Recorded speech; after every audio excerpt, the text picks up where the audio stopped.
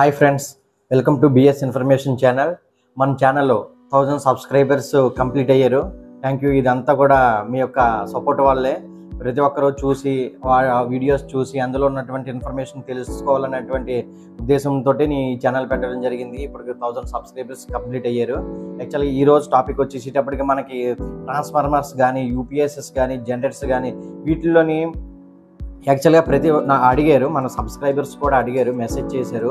అసలు kilo వాట్కి next వచ్చేసి కేవీఏకి ఈ రెండింటికి మధ్యన డిఫరెంట్ ఏంటి అని చెప్పేసి నేను అడగడం జరిగింది. అసలు కిలో వాట్ అంటే మనకి కేడబ్ల్యూకి కేవీఏ కిలో వోల్ట్ యాంప్స్కి ఈ రెండింటికి మధ్యన ఉన్నటువంటి వ్యత్యాసం ఏంటి, ఒకవేళ మనం ట్రాన్స్ఫార్మర్స్ కానీ, జనరేటర్స్ కానీ, యూపీఎస్ కానీ ఈ అన్నిటిని కూడా మనం కేవీఏలోనే మెజర్ చేస్తాము, కిలో వాట్లో అనేది మెజర్ చేయము. ఎందు గురించి అనేది మనం ఇప్పుడు నేను మీకు బోర్డు మీద నేను ఎక్స్ప్లెయిన్ చేస్తాను. అసలు ఎందు గురించి మనం జనరేటర్స్ కానీ, ట్రాన్స్ఫార్మర్స్ కానీ కేవీఏలోని ఎందుకు మెజర్ చేస్తాము, కిలో వాట్లు ఎందుకు మెజర్ చేయమనేది చూడండి. ఇప్పుడు మనం బోర్డు మీద కిలోవాట్ మెజర్ చేసాం, కిలోవాట్ కేవీఏ.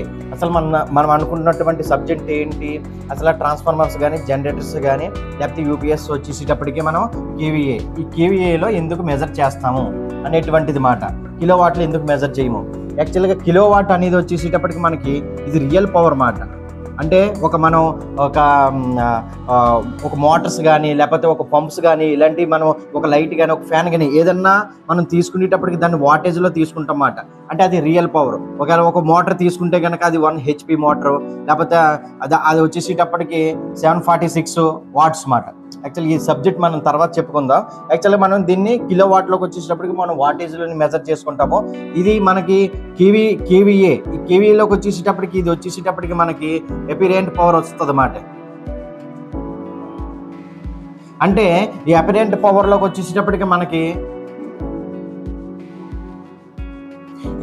మనకి ఈ కిలో వోల్ట్స్లోని ఏదైతే ఒక ఎక్విప్మెంట్ ఆన్ చేసినప్పుడు నేను ఇంతకుముందు మీకు కెపాసిటర్ గురించి నేను ఏ విధంగా అయితే చెప్పానో, మనకి కేడబ్ల్యూ కేవీఏకి మధ్యన ఉన్నటువంటి డిఫరెంటేషను అంటే మెజర్ చేయాల్సినటువంటి కారణం ఏంటంటే, మనం ఒక ఎక్విప్మెంట్ అది కిలో వాట్లో దాని యొక్క వ్యత్యాసం ఎంతైతే అది దాని కెపాసిటీ ఉందో ఆ కెపాసిటీలో మనం రన్ చేసినప్పుడు దాని మీద లోడ్ పడుతుంది.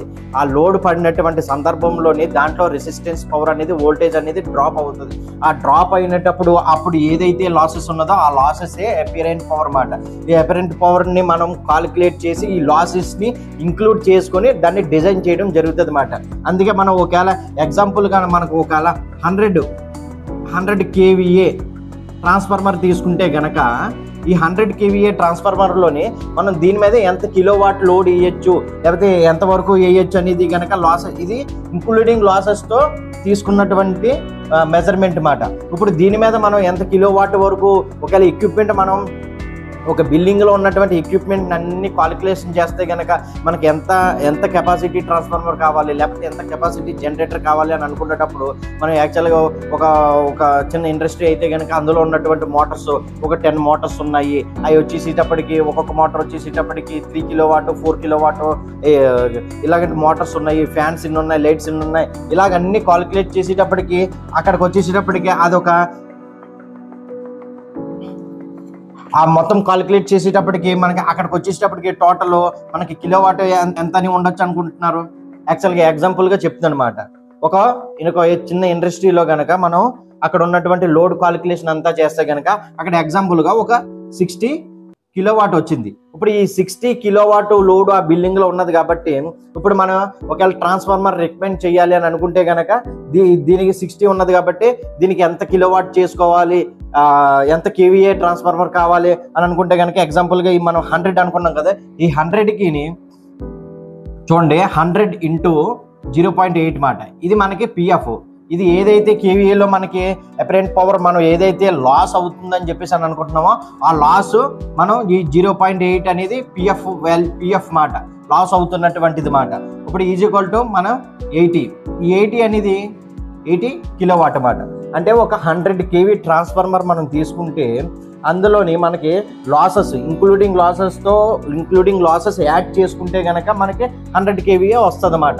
అప్పుడు మనం ఒకవేళ కెపాసిటర్ బ్యాంక్ ఇన్స్టాల్ చేసుకుంటే ఆ కెపాసిటర్స్ బ్యాంక్ ద్వారాగా త్రూ ఈ లాసెస్ ఏవైతే ఉన్నాయో ఈ లాసెస్ అనేది జరగకుండా ప్రాపర్గా కిలోవాట్ అనేది ప్రాపర్ లోడ్ అనేది వెళ్ళడం జరుగుతుంది.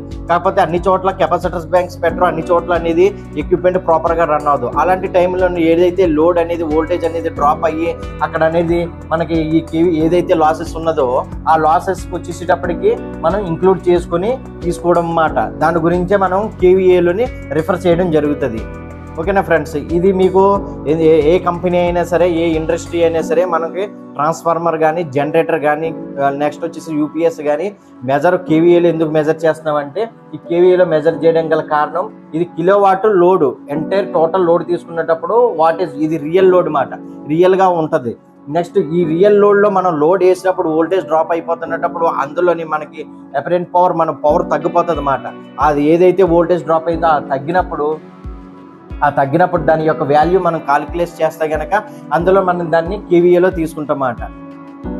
మీకు ఈ సబ్జెక్ట్ అర్థమైంది అనుకున్నాను. ఇందులో ఏమైనా డౌట్స్ ఉంటే కనుక మీరు కామెంట్ రూపంలో తెలియజేస్తే కనుక నేను దీని గురించి మరింత క్లుప్తంగా చెప్పడానికి ప్రయత్నిస్తాను. Thank you watching BS information channel.